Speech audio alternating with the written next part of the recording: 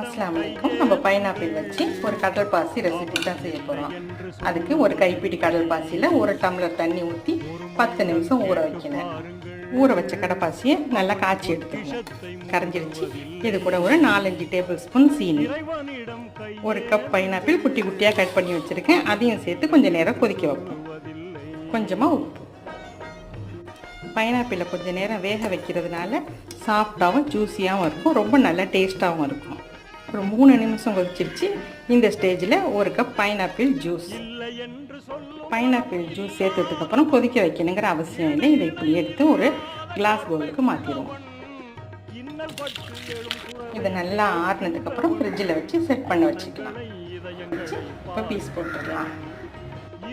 இந்த பைனாப்பிள் கடல்பாசி ரொம்ப டிஃப்ரெண்ட்டாக டேஸ்ட்டாக இருக்கும். நீங்களும் இந்த நோம்புக்கு ட்ரை பண்ணுங்கள். தேங்க்யூ.